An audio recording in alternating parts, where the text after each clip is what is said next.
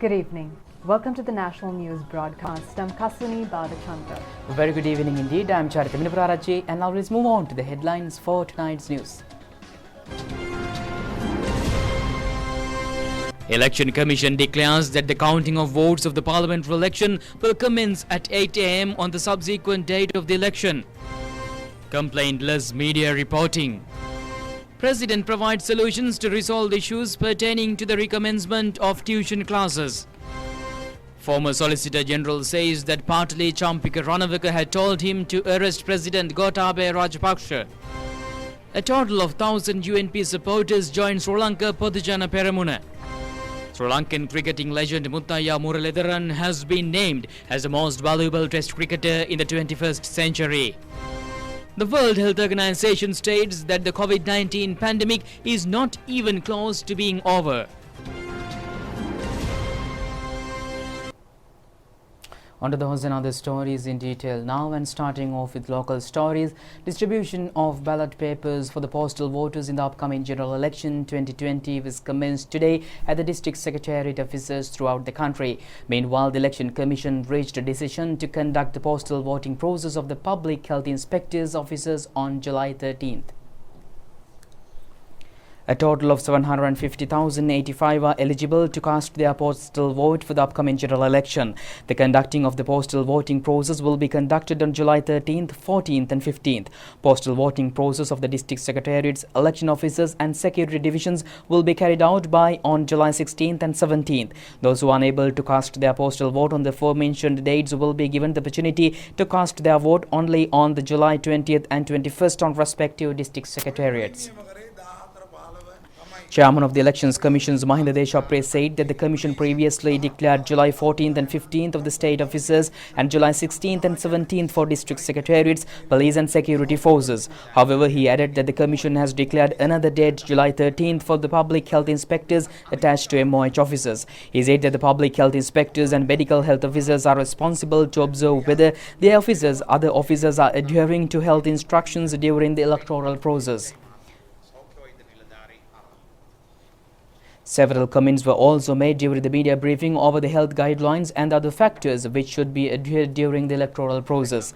Chairman of the Elections Commission Mahinda Deshapre said that the official election notice paper may contain errors in the names, gender and identity card numbers of the voters. However, he said that these are not hindrances to cast their votes. He said that election officers will allow and assist the voters to cast their votes without any hindrances, including the issues which may arise with a new identity card.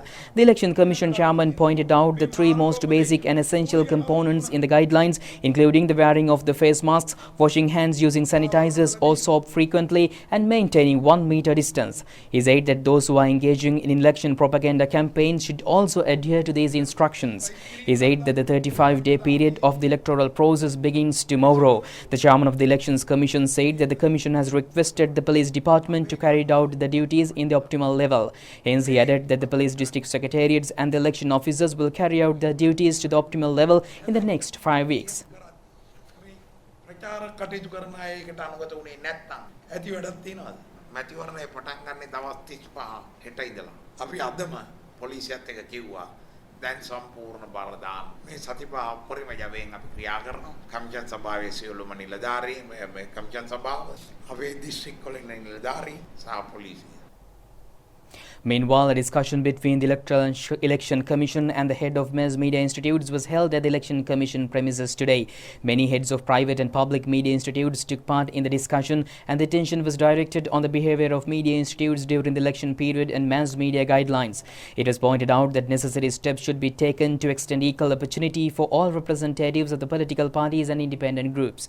The Commission also informed during the meeting that the counting of the votes will be commenced on August 6th from 8 a.m. the day after the parliamentary date. The Commission pointed out the possibility in releasing the total parliamentary election results before the midnight on the same day. Meanwhile, the chairman of the Election Commission made these remarks over the media behavior at the media briefing held today.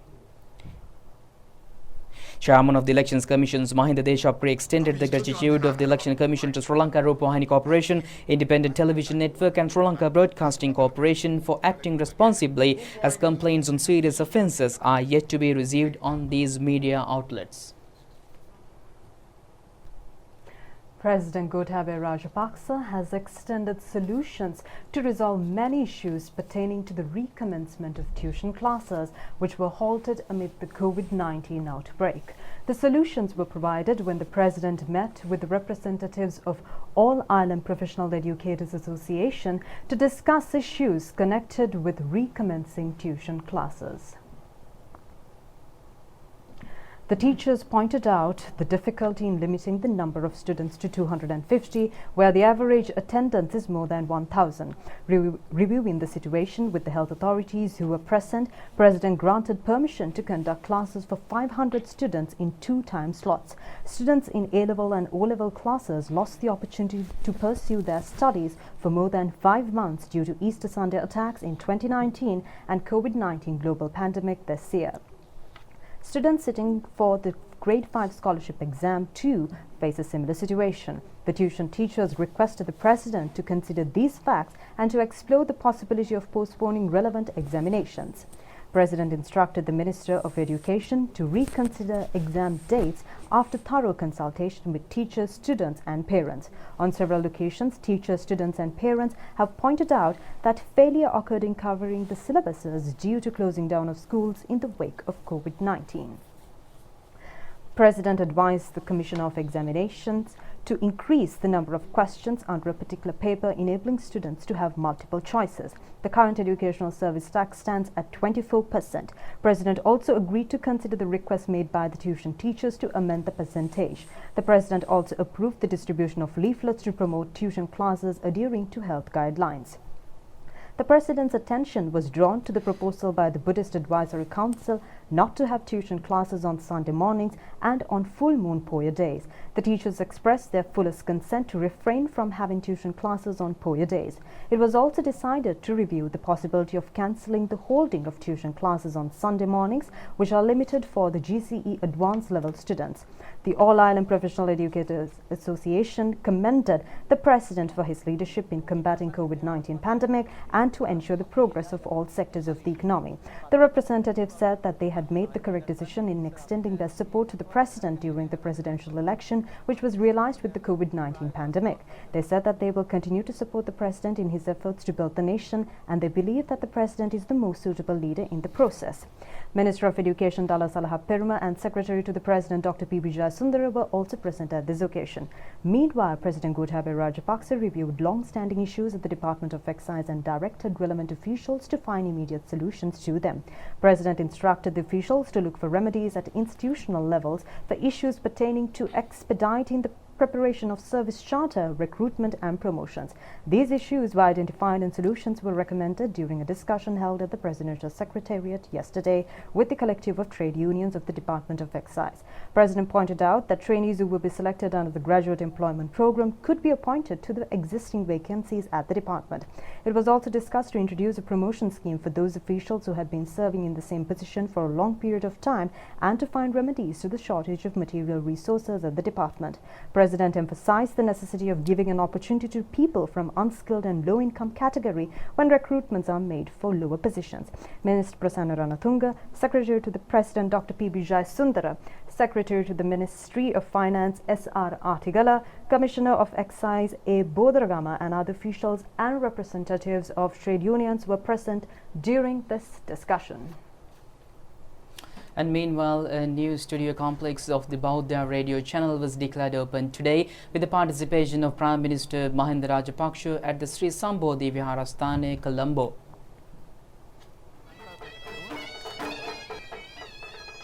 New studio complex of the Bauddha radio channel was opened amidst the chanting of Seth Pirith. Several religious programs were also conducted to commemorate the 13th anniversary of Bauddha TV channel. Prime Minister Mahinda Rajapaksa also took part in an interview conducted at the new studio complex. Prime Minister recalled with great honour of the benevolent services rendered by the founder of the Bauddha TV and radio channel, late Venerable Darunagama Kusaladhamma Thera, for the enrichment of the Buddhism in the country.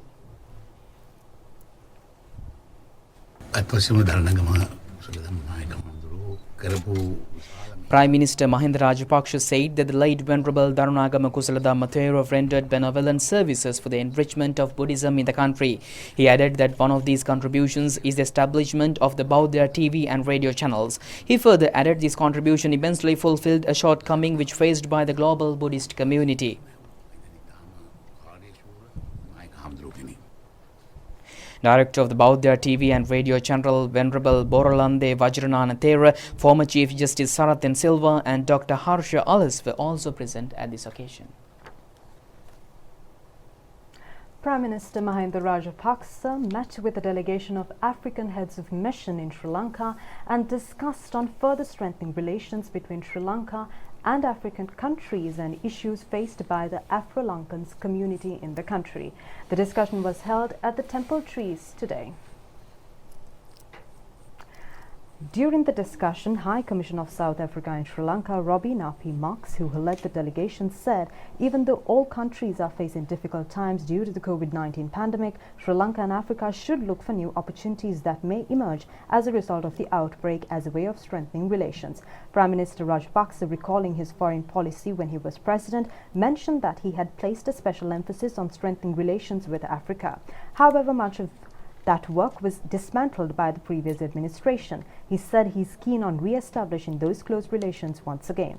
The delegation thanked Prime Minister Rajapaksa for prioritizing improved relations with Africa during his presidency. Sri Lanka obtained accreditation status in the African Union in 2014 and expanded its diplomatic presence in Africa, which helped further cooperation with the region.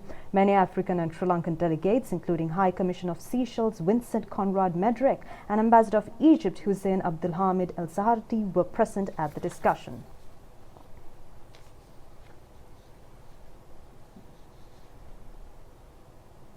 At the meeting, the Prime Minister was also presented with a book titled Tell Us Our Story, Grandma, on the history of the Sri Lankan community of African descent, authored by the South African High Commissioner Robbie Now Marks.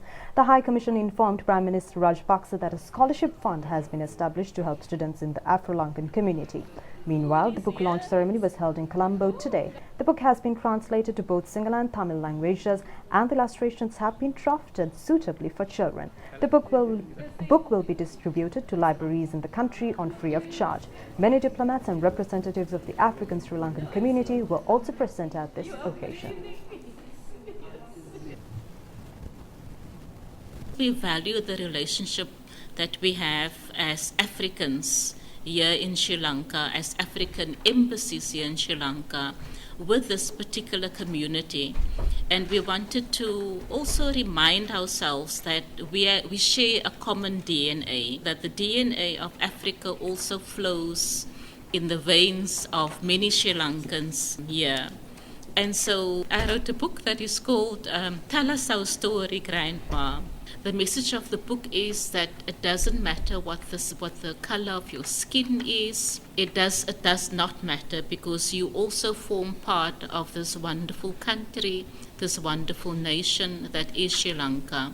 We have also launched the Afro-Lankan Scholarship Fund, and this fund is for students from this community. If you share a common DNA with Africa, the scholarship is for students from that community.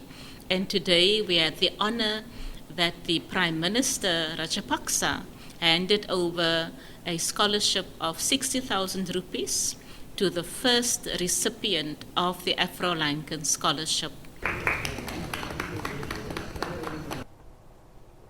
And fully recovered COVID-19 patients in the country has exceeded 83.87%, with a total of 1,711 patients being discharged from hospitals following complete recovery from the disease.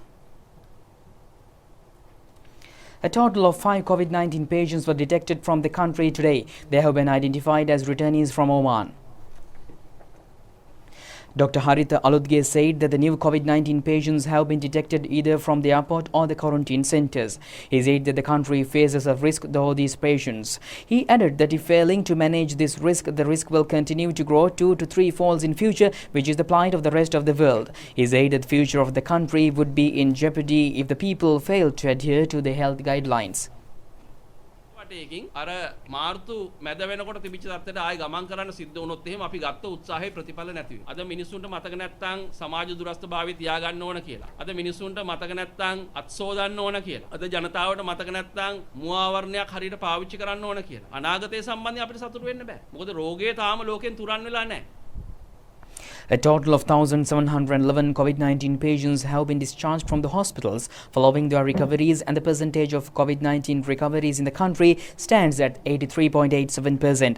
A total of 325 COVID-19 patients are currently under medical care in hospitals, and this is a percentage of 15.93%. The permission has been granted to reopen the temporary closed museums in the country from tomorrow onwards. The premises of museums were prepared in accordance to the health guidelines. Obtaining of biosamples from the random sections of the society to conduct PCR test is still underway. Accordingly, biosamples obtained from 30 persons in Jintupitu area in Colombo today. A total of 20 persons left the quarantine centres in Kalpitia and Booz naval bases in the last 3 days. In the meantime, a group of 179 Sri Lankans employed in Maldives returned to the country yesterday.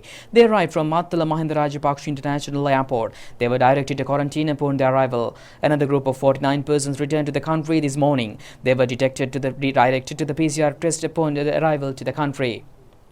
A group of 18 persons who were stranded in Doha, Qatar, unable to return, who were brought back to the country. They were directed to the PCR test upon their arrival. Welcome back, and now in most stories. Foreign Relations Minister Dinesh Gunawardena and US Secretary of State Mike Pompeo engaged in discussions on matters of bilateral interest in a telephone conversation yesterday. US-Sri Lanka cooperation in COVID-19 response, supply of PPEs to the US, donation of ventilators to Sri Lanka, and COVID-related bilateral assistance amounting to $5.8 million, economic recovery initiatives, defense and security matters, counter-terrorism and international economic cooperation featured in the discussion. Minister Gunawardena briefed his US counterpart on the review report of the MCC, the forthcoming parliamentary elections, and thanked the US for the support extended to the reconciliation and resettlement processes in Sri Lanka. He conveyed Sri Lanka's felicitations for the forthcoming US Independence Day on the 4th of July. And meanwhile, former Solicitor General Suhada Gamlat said that former Minister Patale Champika Ranawaka informed him to take President Gotabaya Rajapaksa into custody if evidences are available pertaining to the avant-garde incident.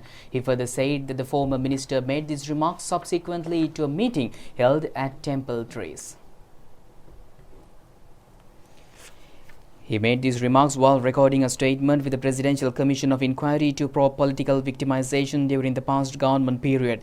The hearing of the case was taken up in accordance to a complaint lodged with the Presidential Commission by Chairman of Avant-Garde Company Nishanka Senadipati. During the hearing, the former Solicitor General pointed out that during the previous government period, the state officials were called to Temple Trees on several occasions to inquire on status of the ongoing court cases.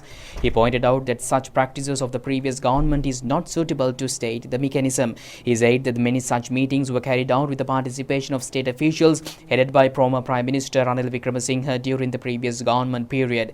He also said that during one occasion, attorney at law Upul Jayasuriya informed him via a telephone call that the former Premier was waiting for his arrival for a meeting. Accordingly, when he reached the meeting, he was inquired over the status of the avant-garde court case. He said that former Minister Ranawaka claimed that one of the officers had aided or one of the defendants of the court cases to flee from the country.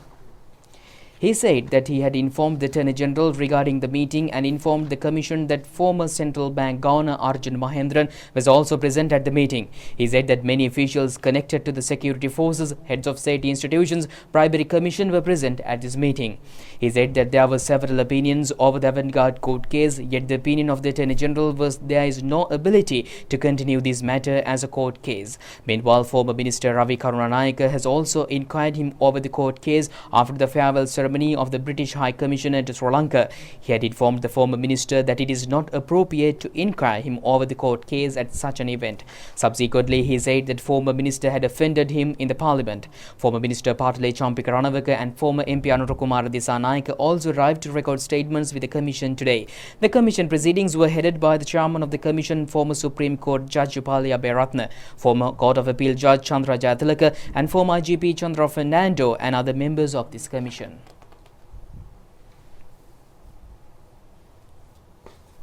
The High Commission of India in Sri Lanka says the two countries have been engaged in close and constructive discussions on rescheduling Sri Lanka's repayment to India and on currency swap under bilateral and SAARC agreements. The spokesperson of the High Commission of India in Sri Lanka had made these remarks in response to a media query on India-Sri Lanka discussions over financial matters. A communique issued by the Indian High Commission has indicated that this matter had been taken up at the leadership level and has been followed up by senior functionaries bilaterally. The communique has further indicated that the High Commission of India to Sri Lanka held discussions at senior levels in Colombo on progress in the ongoing official discussions regarding Sri Lanka's requirements. In the post-COVID world, India remains committed to partner Sri Lanka closely for the latter's sustained economic recovery and shared prosperity, the communique added. Close to 1,000 supporters of the United National Party joined Sri Lanka Podujana Peramuna following their meeting with district candidate of the Sri Lanka Podujana Peramuna, Mahindananda Alutgamage, today. 8 Pradeshya Sabha councillors represented United National Party of the Ganga Ihala Pradeshya Sabha in Navalapitiya are also among these supporters.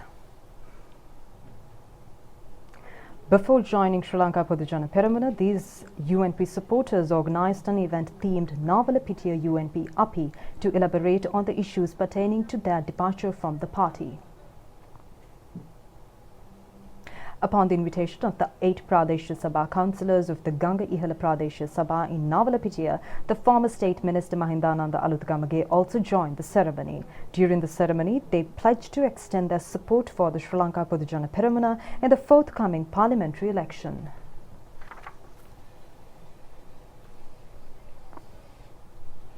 And meanwhile, Executive Director of Transparency International Sri Lanka, Ashok Obesekara, says that offences related to the misuse of public property will erode the public trust in the integrity in the country electoral process if such offences are left unprosecuted. He made his remarks at a media briefing held in Colombo today. Transparency International Sri Lanka's election monitoring arm of the Programme for the Protection of Public Resources renewed its call today on law enforcement authorities to prosecute offences of the misuse of public property during the 2020 parliamentary election. TISL has also opened 2 hotlines. Any person who wants to file a complaint regarding a potential misuse of state resources can contact us on these 2 telephone numbers, 076 322 3442 and 076 322 3662. You can also email us at pppr@tisrilanka.org. Also, please feel free to send even by WhatsApp any evidence that you may have, and we will look into it, verify it, and assist in the filing of complaints and the following up of complaints as well. The public really should call. We will do all of our best efforts across the country to verify those complaints, file complaints with the Elections Commission, and also follow up with those matters as well. For many years, TI Sri Lanka has also been focusing on asset declarations of elected officials. Last year, we had 11 members of parliament at the time unilaterally disclosed their asset declarations to the public. In the run-up to the upcoming election, we encourage all candidates to disclose their asset declarations publicly. We have already written to the secretaries of all political parties, and we are hoping for more and more people to take that step. Those asset declarations, we encourage people to just put it up on their own social media even. But if anyone wants to see the asset declarations of the 11 cross-party members of parliament from last time round who have disclosed their asset declarations, that can be seen at tisrilanka.org/MP assets, and any other candidates who provide that information will also be uploaded online as well. So we encourage that to ensure that there's greater voter choice at the upcoming election. And this is something that is available cross-party to support any person who wants to try to change political culture by ensuring greater voter choice, and we encourage MPs to do so. The Criminal Investigation Department has commenced investigations on several avenues over the consignment of firearms belonging to an organized crimes gang recovered in Pitipana, Homagama yesterday. The weapons consignment taken into custody yesterday afternoon is the largest consignment belonging to an organized crimes gang in the country seized in a single raid. The Criminal Investigation Department commenced investigations in this regard last night after the firearms consignment was taken into custody by the Police Special Task Force during a special operation. Investigations will also be carried out to determine whether misplaced weapons of the defense sectors and the firearms which were used for various criminal offences and were unable to track down are among the seized weapons consignment. Also, the police have indicated that investigations will be conducted on various avenues to identify and determine those who have supplied the weaponry, the network behind the mass gathering of weaponry, and the intention behind the storage of such a large firearm consignment at one location. The police have further said that if the serial numbers of the weapons have been erased, then they are expecting to obtain the numbers following an analysis conducted by the government analyst. And whether this weapons consignment was assembled to launch an attack on an organized crimes gang which is against Koskuda Tharaka. The suspect has been released on bail after he was taken into custody on the charges of supplying vehicles for the jewellery theft occurred on the 22nd of June 2018 in Mathura. This robbery was conducted by the organised criminal Koskuda Tharaka. A 33-year-old police constable who acted to prevent the robbery was also killed by this organised crimes gang. The first suspect and the owner of the business outlet were taken into custody along with the weapons. The Police Special Task Force said that 11 T-56 firearms, 1 T-81 weapon and a DVR equipment were taken into custody. And meanwhile, a special screening of the film The Newspaper, directed by the two renowned actors Sarath Kotalavala and Kumara Thirumadura, was held in Colombo yesterday. The special screening was organized for the media.